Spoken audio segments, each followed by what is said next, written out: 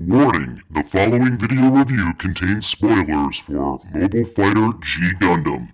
If you do not wish to be spoiled and wish to watch the show, stop watching now. You have been warned. Hey gang, today we are taking a look at the 144 model of the JDG00X Devil Gundam. Now the form you see here is the final form of the Devil Gundam. It appeared in the last 2 episodes of Mobile Fighter G Gundam. After the original Dark Gundam was nearly destroyed by Domon Kashu in the Guyana Highlands, it was transported to Neo-Hong Kong by the current world ruler, Wong Yu-Fat. From there, the remains of the Gundam were launched into space and deposited in the heart of Neo-Japan. And Rain Mikamura was given to the unit, to the Gundam, as a life unit in order to evolve into a greater form. Yeah, so... yeah, that's pretty much all that happened. Now, this guy was finally defeated by Rain Mikamura and Domon Kashu using the Burning Gundam, or God Gundam. This figure itself is the 144 model, and is the only model kit that I know of this particular unit. Here we have it in its mobile fighter form. Now, I will say first off, when you build this model, there are a lot of paint apps required to make it not suck. And what I did specifically to this model was, well, actually pretty extensive.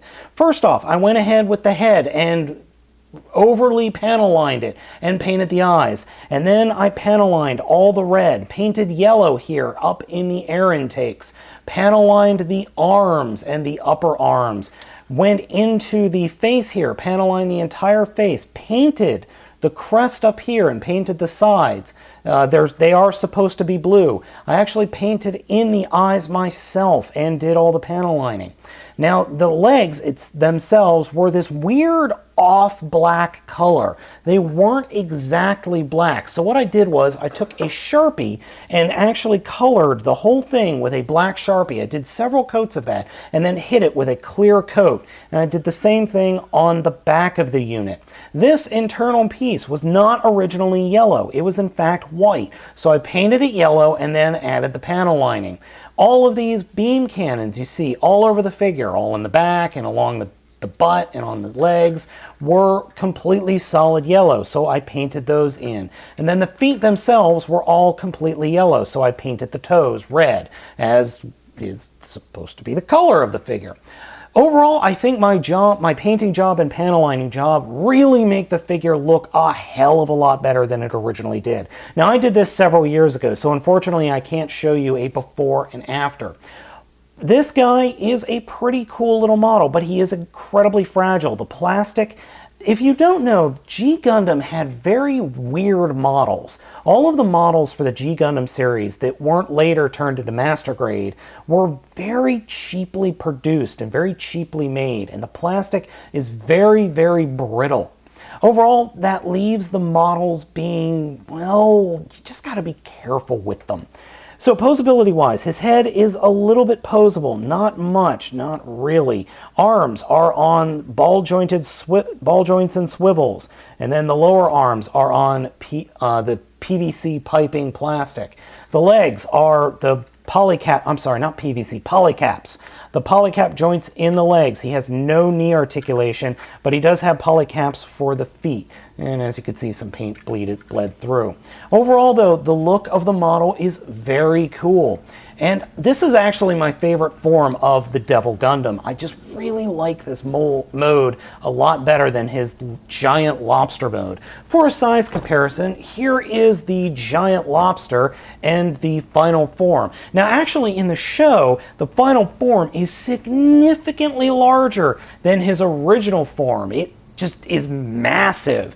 And it's like, maybe the Burning Gundam maybe makes up about that much of the unit. Maybe that much. So it's pretty darn big. For a size comparison, here is MP10 Prime for just a general size comparison. And let me see if I don't have, well, we'll go with a Cyberverse figure because I don't have anything else in easy reaching distance. So just a quick comparison for you.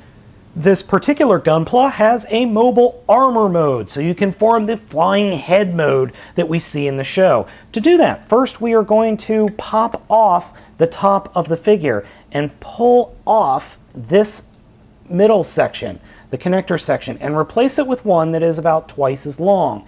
So we just peg that in there.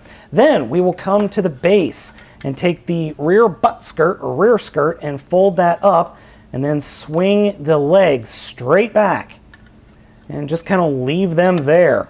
Then we get this extra mouthpiece, and that will snap in to the hinges here. Just get that snapped on and into place.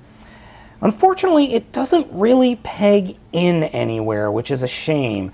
So what I like to do is just fold the feet forward so we could get it to sit flat. Take the head fins and put them out a little farther to the side, and then drop the upper part of the Gundam right on top. And this, ladies and gentlemen, is the mobile armor mode from the Devil Gundam, as I said, shown in the last 2 episodes of the series. And I love this mode. It is just so stupid and crazy. I absolutely adore this. And G Gundam is honestly my favorite Gundam series, just because it's so bonkers with the designs. This is as silly as you're going to get with Gundam. Now, I wish Bandai actually released a proper toy of this. As opposed to the Ultimate Dark Gundam that we got, I would have loved to have seen another version of this in like an 8-inch toy. And you could have had a bunch of accessories. You could have had the rear shoulder pads lift up and him deploy the giant, like, 3-pronged claws that he does in the show. I would have loved that. Now, that's not to say that this is bad by any means. This is a great little model. It is a little bit on the floppity side, but that is perfectly okay in my book because, well, to be honest, he's not going to be very poseable to begin with. So guys, if you can get a hold of this for pretty cheap, I would recommend it. It's a lot of fun, a very quick and easy build. A good bit of painting is involved to make him look really cool, but otherwise it's a fun model to have in your collection. So guys, as I said, hope you enjoyed this, and I will catch you next time.